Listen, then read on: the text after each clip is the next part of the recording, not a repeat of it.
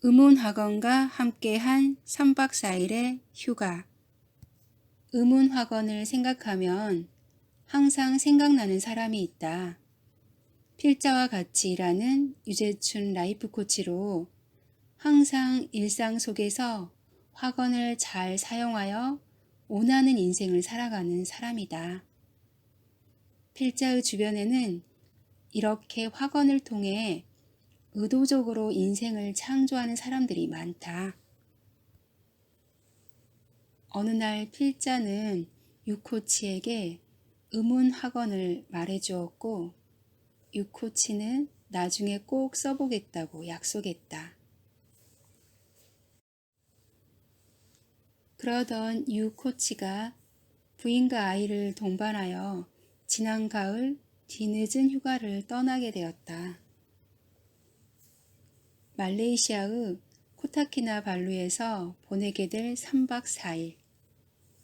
그런데 아뿔싸 저녁에 도착한 그곳에는 비가 추적추적 내리고 있었고 알고 보니 공교롭게도 지금이 우기라고 말하는 것이 아닌가. 이에 약간 심기가 불편해진 유코치가 담당 가이드에게 몇 달 전에 예약할 때는 왜 우기라고 미리 말해주지 않았냐 고 항의도 해보았지만 서로 별수가 있을 리가 없었다. 그러다 잠시 후에 일어난 상황에 습관적으로 반응하지 말고 원하는 것을 의도적으로 창조하라는 학원의 핵심을 상기하고 이 상황을 원하는 상태로 바꾸기로 마음먹었다. 그래서 그는 왜 나는 따뜻한 햇볕 아래에서 이렇게 즐겁게 수영을 하지? 라고 몇 분간 확언을 하다 보니 마음이 가라앉아서 편하게 잠자리에 들었다. 그 다음날 아침 여전히 궂은 날씨를 확인한 유코치는 호텔 식당에서 식사를 하고 방으로 돌아왔다. 그런데 그새 날이 개어 놀랍게도 해가 비치는 것이 아닌가. 그래서 아침 식사 후 2시간 정도를 정말 상상했던 모습대로 수영을 즐길 수 있었고 오후가 되자 다시 우기답게 비가 오기 시작했다. 이렇게 첫 확언이 실현되었다. 그 다음 날에는 오후 내내 날씨가 제법 화창해서 비치 파라솔 아래에서 독서와 수영을 마음껏 즐길 수 있었다. 그때 유코치의 부인은 이곳은 저녁 노을이 진짜 아름다운데 구름 때문에 괜찮을까? 고민하다가 나는 왜 이렇게 아름다운 저녁 노을을 보지? 라는 확언을 몇 분간 되뇌이고 나서 다시 수영과 독서를 계속했다. 그리고 수영을 끝낸 유코치가 먼저 샤워장으로 간 찰나 서쪽 하늘에 구름이 갈라지면서 혼자 보기 아까운 노을이 나타났고 이 부인은 핸드폰으로 멋진 기념사진을 찍을 수 있었다.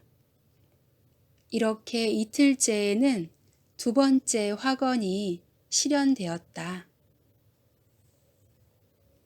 유코치의 부인은 출발하기 전에 이곳에서 기념품으로 열대 가리비 조개 껍데기를 사고 싶어 했다. 그래서 돌아오기 바로 전날에 주변 시장을 열심히 돌아다녔지만 아무리 찾아도 마음에 드는 것이 없어 아쉬운 대로 적당히 하나를 골랐다. 하지만 만족스럽지가 않아서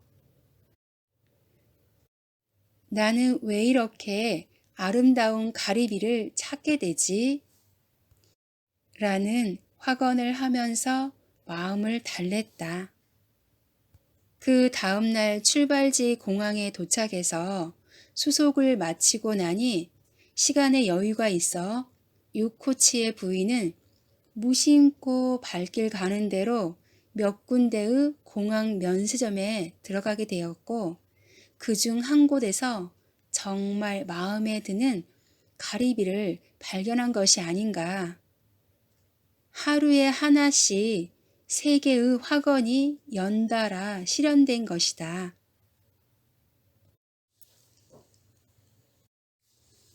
게리 크레이그의 2천만 불 투자 유치.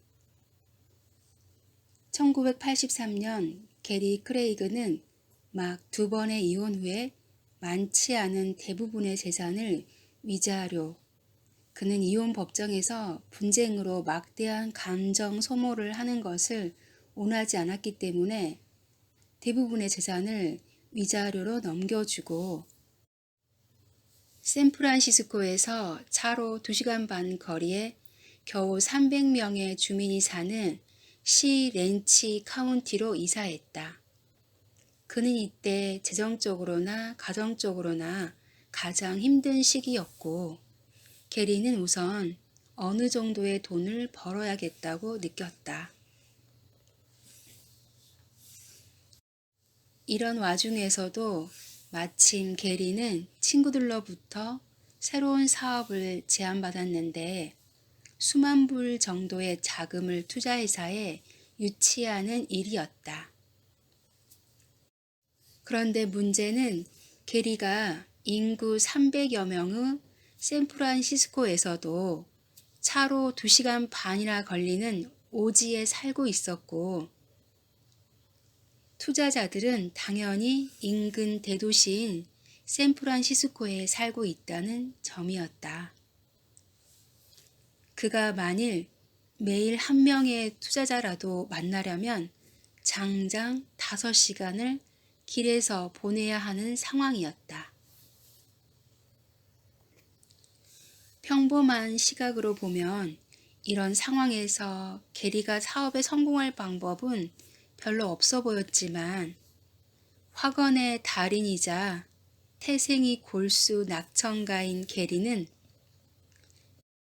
나는 감당할 수 없을 정도로 손님이 많다고 확언을 하고 많은 부유한 고객들이 게리의 사업에 투자하는 것을 생생하게 상상하기 시작했다.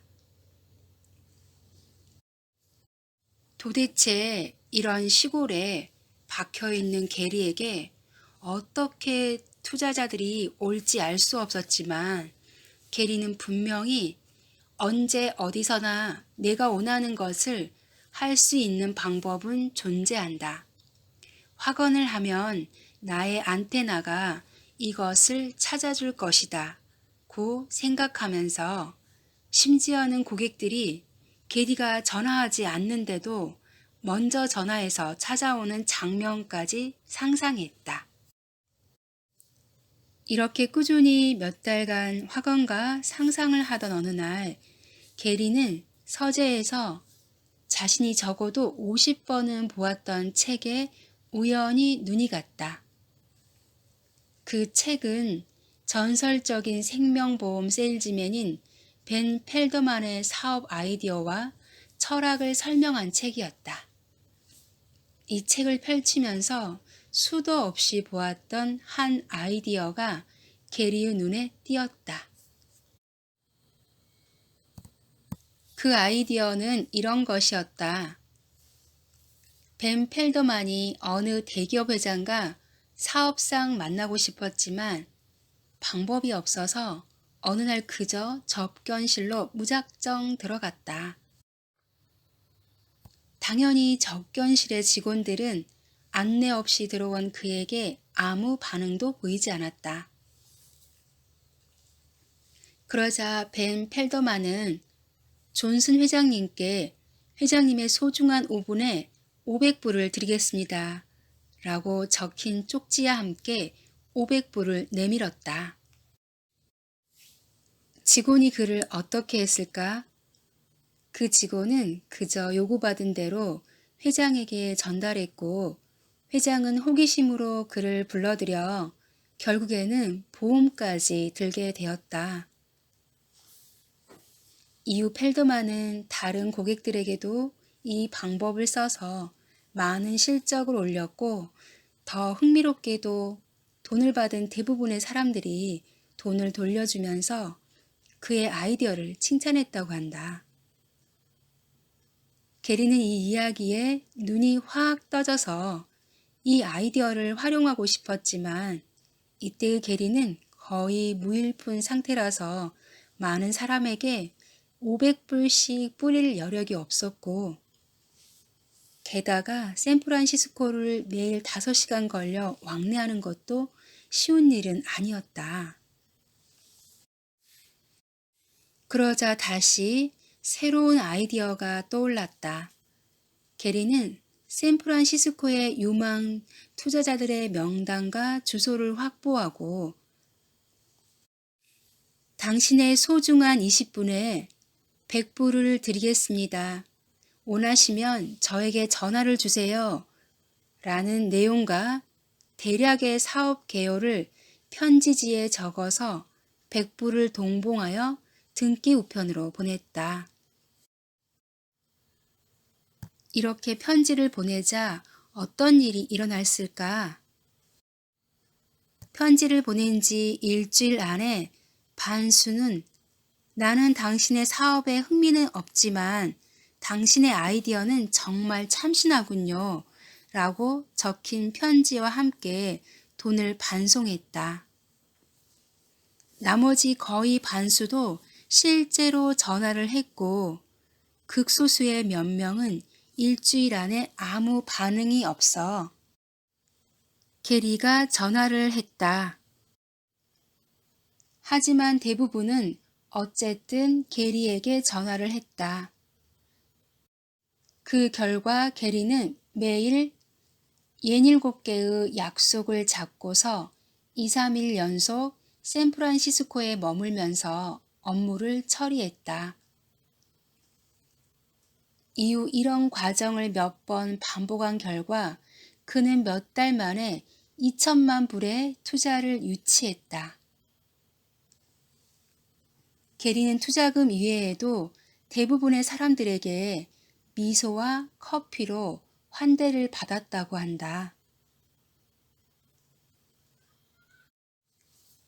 현금이 매일 우편으로 들어오다. 도우 후퍼는 지금은 사망한 지 거의 20년이나 다 되어가지만 꽤나 학원을 잘 활용하는 사람이었다. 그는 생전에 많은 사람들에게 영감을 준 동기 유발 강사로 당신은 생각하는 대로 된다 라는 말을 자주 하곤 했다. 하루는 그가 우편함을 확인해 보았더니 누구나 그렇듯 거의 대부분은 광고물이고 약간의 청구서가 전부였다.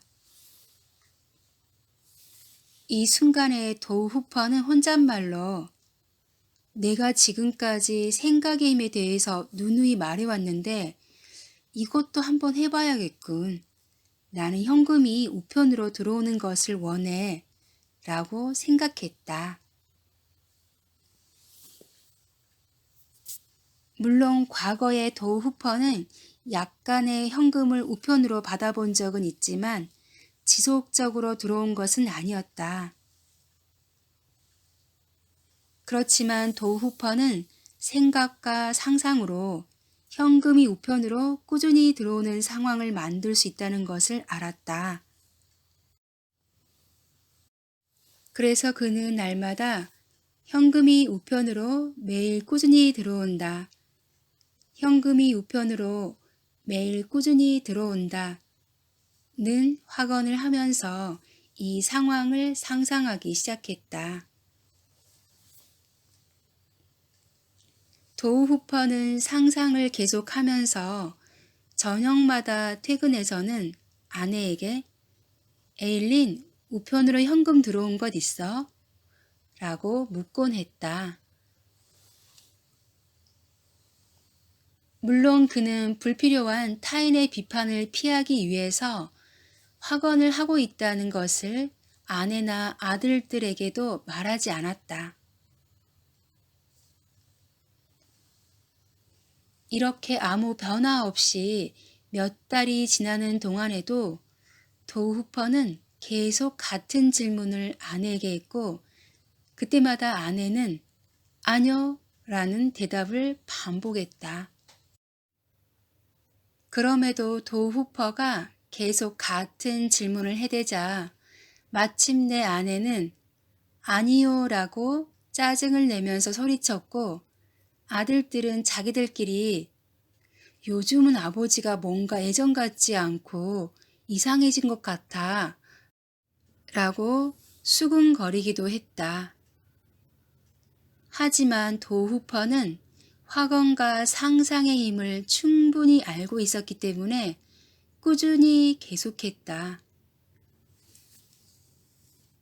물론 그동안에도 별 일은 생기지 않았다. 우편으로 현금이 들어오지도 않았고 심지어 그런 조짐도 보이지 않았다.